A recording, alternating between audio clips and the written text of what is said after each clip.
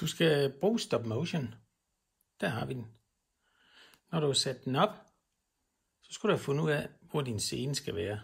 Du trykker lige på dit kamera. Der er et grid på, det behøver vi ikke at have på. Det kan man fjerne der. Og så skal vi have fundet ud af, hvor skal vi optage hen. Det kunne for eksempel være ud over en bordkant. Hvor kan jeg placere den? Nu kan du se der. Der kommer en bordkant, den skal vi ud over. Sådan der, så har vi vores scene hernede. Vi skal lige sikre, at telefonen den bliver liggende, fordi hvis du skal til at tage billeder her, så kan du nemt komme til at skubbe til den, og så flytter den sig. Så når man har fundet ud af, at man har en god scene, så tager vi et stykke tape.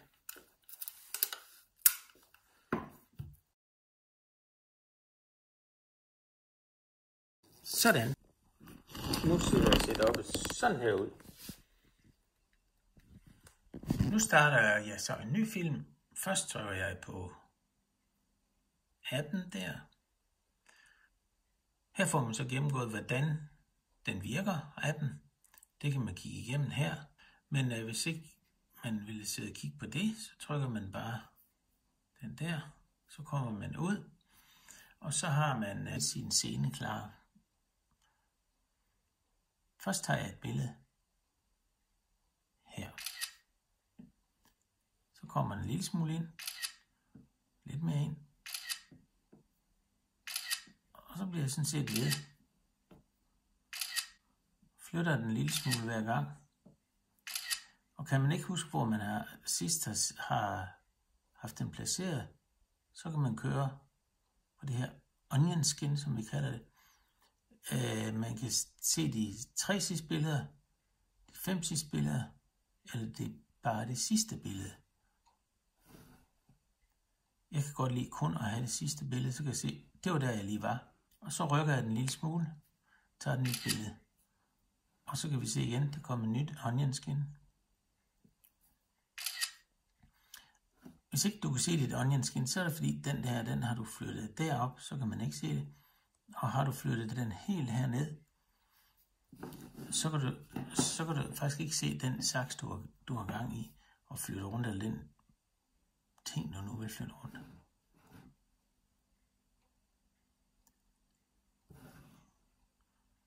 Jeg vil lige have kun det sidste billede, det var det, der var der. Og det vil jeg lige have lidt mere utydeligt, så jeg kan se, at det tydelige billede, det er den, jeg flytter med. Sådan. Og så bliver man bare ved. Og kommer man til at tage et billede, hvor hånden er inde, så kan man lige trykke her, gå ind i billedet. Nu kan vi se, det er derinde. Så trykker man bare slet her. Så er man af med det. Hvis man finder et, så kan man slette det. Nu kan jeg så lige, når jeg er inde, så kan jeg lige se, hvordan ser filmen egentlig ud. Det går meget langsomt, ser det ud til, ikke? Og det vil jeg egentlig gerne have, det går lidt hurtigere. Det stiller man herover i tandhjulet, og så vælger man den der med tidsintervallet på, den her ligger lige der. Så står der hastighed 5 billeder i sekundet.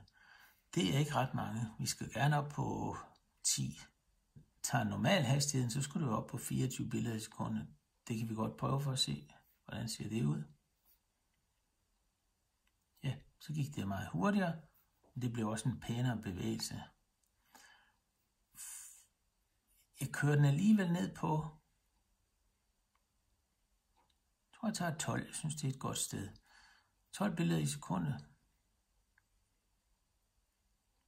Det ser fint ud. Det kører jeg med. Så skal jeg jo fortsætte min film. Så skal jeg over i kameraet. Tager et nyt billede. Onion skin, det er der.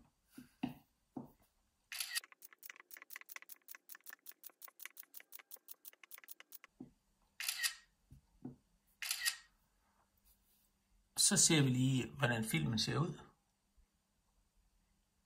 Så fik jeg kun lige det sidste af den. Jeg vil gerne have det hele med, så kører jeg derover. kører jeg derover, kører den lige tilbage, og så ser vi filmen. Ja, det går lidt langsomt. Sætter lige hastigheden lidt op. Jeg tror, vi tager 16 billeder i sekundet der. Så lad os lige se, hvordan det ser ud.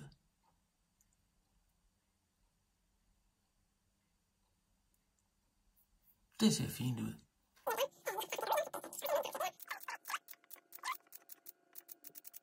Og så tager vi lige et ekstra billede til sidst. Sådan. Så mangler vi jo ikke noget lyd på, for det er rimelig kedeligt, at der ikke sker mere. Det er nemt at gøre. Vi går hen til starten, og så trykker vi på plus. Der står lyd. Der tager vi lyd. Tema musik. Vi lægger bare noget sjov musik på. Og der er forskellige at vælge imellem. Man kan høre den ved at trykke herude. Den kunne sådan set godt bruges. Det må godt være noget, der går lidt hurtigere.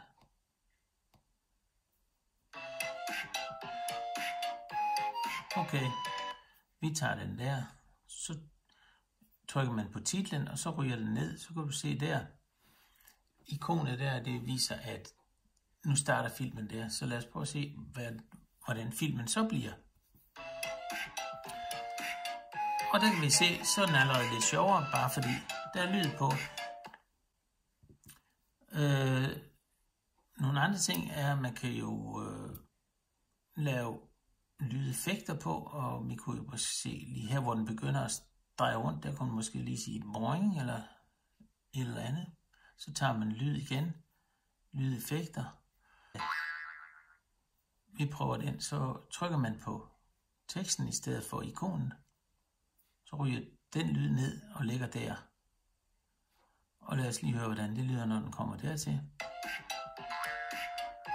Nu synes jeg sådan set, at musikken er lidt for høj i forhold til, så jeg trykker på ikonet med musikken og trykker på lyd.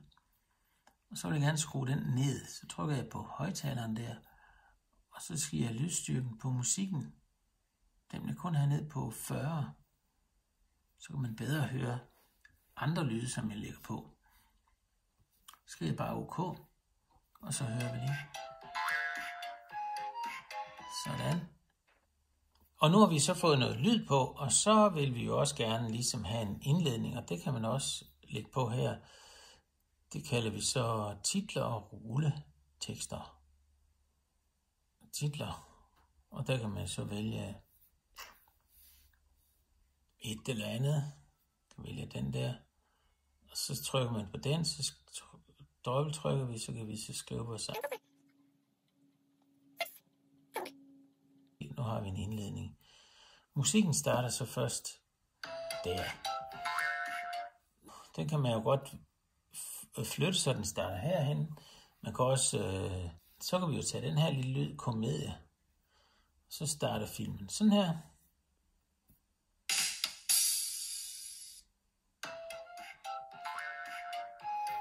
Så kører vi filmen igennem, og så til slut, der vil vi også have en afslutning. Så skriver vi ind her, rulletekst.